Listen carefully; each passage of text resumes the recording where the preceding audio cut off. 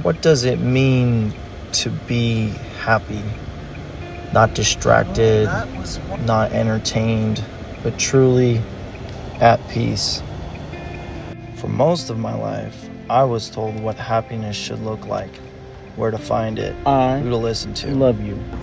But somewhere along the way, I started asking a different question. What if I have to find it for myself? So here's the pursuit. 50 states, one road, no guarantees. I'll work mobile delivery jobs on applications, just enough to keep moving. Not chasing money, but chasing understanding. Because maybe happiness isn't something you arrive at. Maybe it's something you uncover through experience, through struggle, through truth. I'm searching for something even more deeper. God. Not through a building, not through a system, but through the road, through the people, through the silence. Me and Beans. I won't be doing it alone. Every mile, every lesson, every mistake, with my best friend and dog, Beans, who's right next to me. A reminder that growth doesn't wait for perfect conditions. This isn't a vacation, it's an experiment. A test of what happens when you strip life down to its essentials and just go. She's over it. She's totally over it. It hasn't even started, dude. What are you looking at? Oh, you see the shine.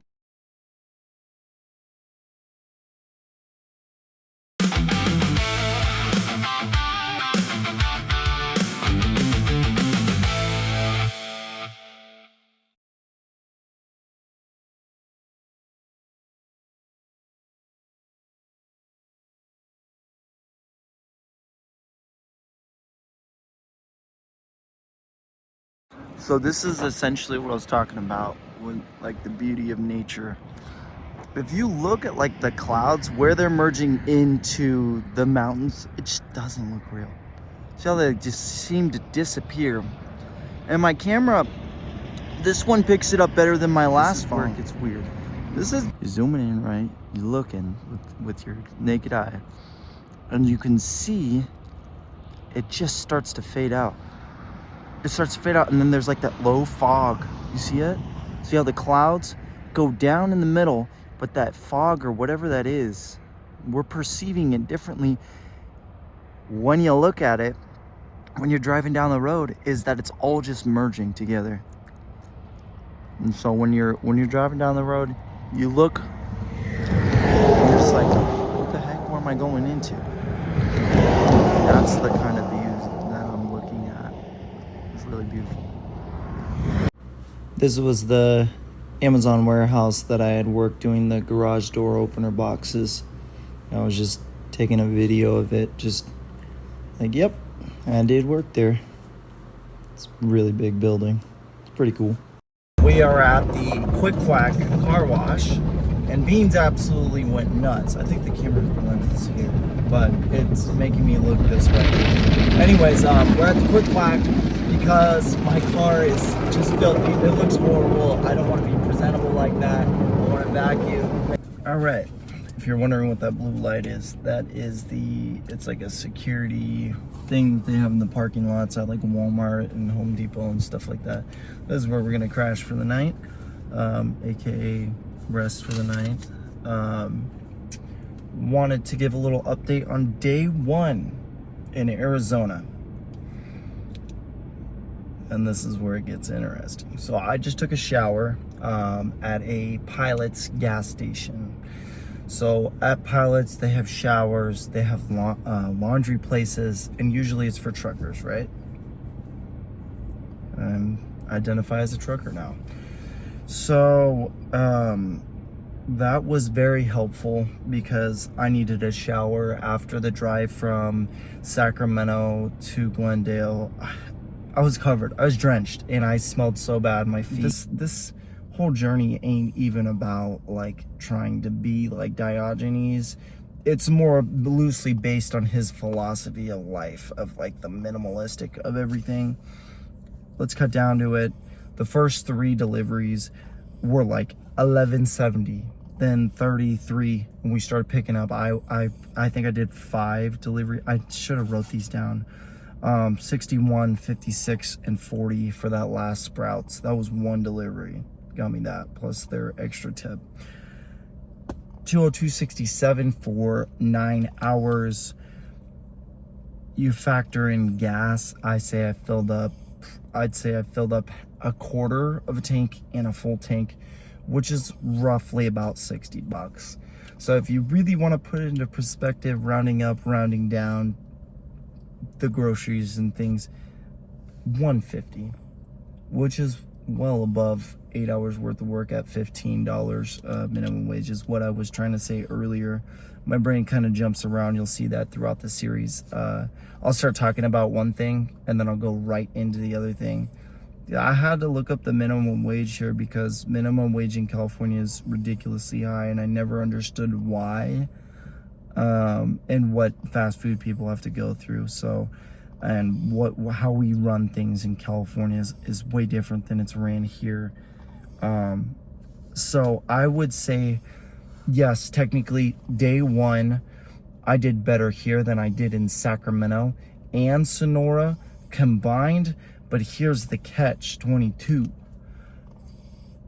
The gas is cheaper, but I'm running the AC. All these little things like the shower, finding food, and trying to do all these little times, training her and doing the gas, it adds up, because midday I ran out of dog food and I was like, oh, well, it's lunchtime, she needs to eat. She's almost 3 months now.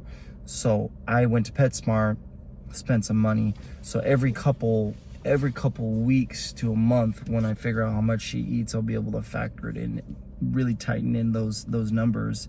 I have to keep in mind that she's priority in this whole thing, because I don't eat until she eats all the way. I don't drink water until she starts taking her first sip, and then I'll drink my water, because that's only fair. She's a baby. She's a baby puppy dog. So I think that's only fair. Once she starts getting bigger, doesn't matter. She's still a baby. 1-2 years go by, still a baby, still going the same way. I'll live by that until the day she passes. Private neighborhoods. I actually have been here last year. This is kind of near the Estrella neighborhood. Since I know this area a little bit, I never had a dog to walk, but I remember seeing people just pull over, and this is kind of at a dead end over here. So I was like, you know what?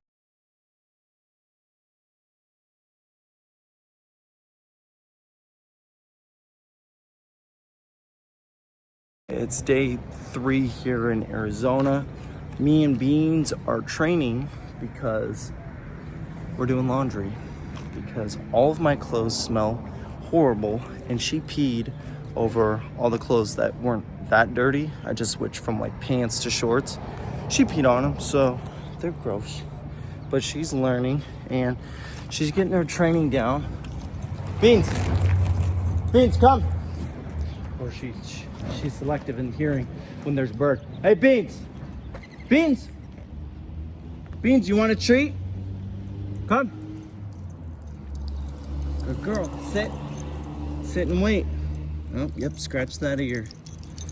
Beans, show the internet, show the world how good you are. Beans, I know, we gotta get you a flea collar or something. We'll get you a bath. Hey, Beans, come. Sit. Wait. 1, 2, 3, 4, 5, 6. Good girl. No paw. Get that paw out of here. I know. She wants to play. So yeah, it's been a journey. I feel like I've lost a little bit of weight doing this adventure. And at the end of the week, I'm hoping that we have enough to go to the Grand Canyon. So the plan is 1 week in Phoenix, or possibly 2 weeks. And then if I can get to the Grand Canyon and back and have money left over. She saw a car and started to run. I don't want her doing that. Sit please. Hey, can you sit for Papa? She's still a little baby, and she wants to teeth a lot, and I don't want her to bite and get used to that. Because when she's a big dog, she's gonna be handful if I don't train her now. Yeah, I'm talking about you. Hey, you good girl? Good girl. Lay. She's already laying. Let me get that belly. Let me get that belly. It's hard to really angle the camera when it's in selfie mode on landscape. But I want to be able to distinguish when I do portrait and landscape mode, because all of the landscapes are going to be in the official documentary. See, she sees birds, she doesn't chase all of them, but if she gets a hold of a bird, she might get sick, and I don't know what kind of things she can contract from that, so we'll see. All right. Well, this is like downtown Arizona. This is prime time. This is like, you know, expensive living and expensive apartments.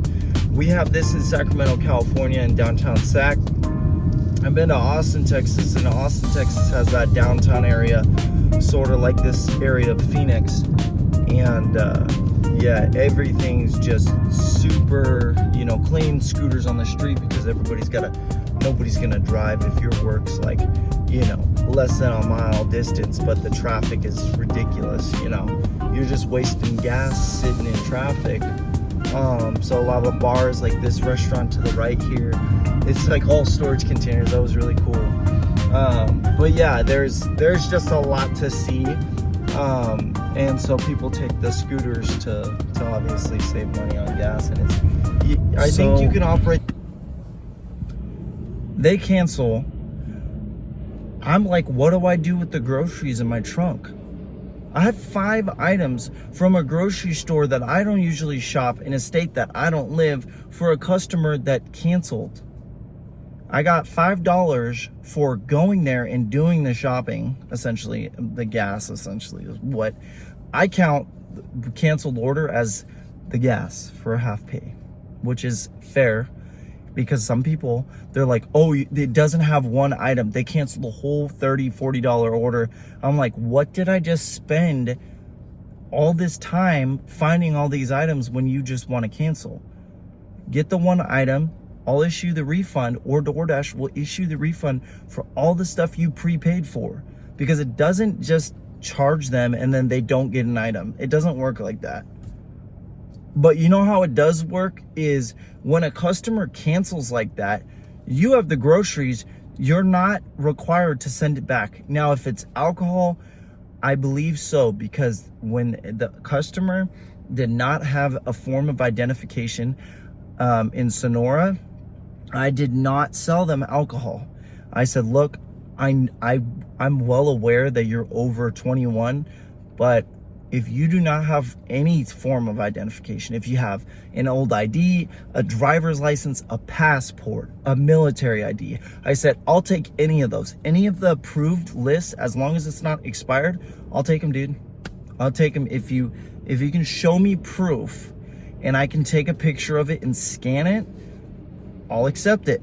He said, no, I lost my driver's license. I lost my wallet. I can't find it. I said, I know this is going to sound really dumb, and I know you're over 21, but I am not giving you this alcohol. I will issue a refund. Have a good day. And I left. I drove from there all the way back to the 7-Eleven, which it was like 5-10 miles. Not too big. It was about a 20-minute drive, it's more than where I would drive to a 7-Eleven in Sacramento, which is like probably a 10-minute drive or less. But it was good money at the time, is what I was thinking. And I drove it back. Once they got that at the 7-Eleven, they issued him a refund, and I was able to continue dashing. I was not able to continue door dashing until I completed the return. Even though I'm over 21, if I wanted, I could scan my driver's license, give it to the guy, or scan it, or something, you know, I don't know. He would pay, like, if I scanned my driver's license, I kept it, that's stealing, because he paid for it, it would charge, and then I would be keeping the alcohol. If I gave it to him, scanned my driver's license, and went on my day, now it's a moral obligation. Because my driver's license would scan, not be in their database for my driver's license being used for his transaction. I'm not doing any of that. I have over 500 confirmed deliveries and a like 6-to-6 shopper rate. When I do this documentary, I want that to be known. Okay, so just putting it out there. I'm trying my best to do a job that seems mundane, but I'm running into issues. I want to be proficient at something that seems so simple and bring attention to something that's not. Okay, so I do the second delivery. This guy says, oh, you're in the wrong building. The one that I just left from. You're in the wrong building. You have to go on the other side next to the office. That's basically where my apartment is. So for a split second, I almost delivered all of his groceries to 112C when his is building D 112. How to make that make sense? How there's 6 different buildings, A, B, C, D, E, F, and all of them have the same numbers. I've even seen a confirmed photo earlier today, because I can check the last delivery photo if there's a delivery photo provided. Now, if the delivery last was given and handed to the customer, there's an option where it says handed order over to customer. You don't have to take a photo. It's technically, if you were lazy and it'll track it, you could say on every single one and put it there and say handed order to customer. But eventually they might ask the customer, and then that comes back onto your account, and they might block you they might just not let you DoorDash, okay? So he eventually meets me by the office. He says, yeah, just put the groceries here, confirm the delivery. So I confirmed that it was actually, because he called me and I was thrown off by the name, but it's, 2026, so people have different names, but could have been his girlfriend. The point is, and my ADHD is going crazy because I'm thinking about all these different concepts of what I want to include in this documentary. I dropped that off. I've got 5 items in my trunk. I tried to find the guy. I tried to find the address. I looked up on DoorDash website. It says, you do not have to return it to the grocery store. You can A, keep the groceries, B, donate them, or C, give them to a friend. You're basically, your only option when a cancel order goes through is to keep them. Now, I wish one day I'll have the blessing of someone somehow canceling like a Best Buy order of like a 75-inch TV. No, I'm kidding. But that's what essentially would happen. But I think with any higher price items, I think they do say, hey, we won't let you DoorDash unless you go confirm with a receipt that you return the groceries. Why they allow a 5-item order to be kept is beyond me. Okay, so the 5 items that were canceled from the one delivery, I just randomly gave someone a carton of eggs because I don't have anywhere to cook the eggs. Yes.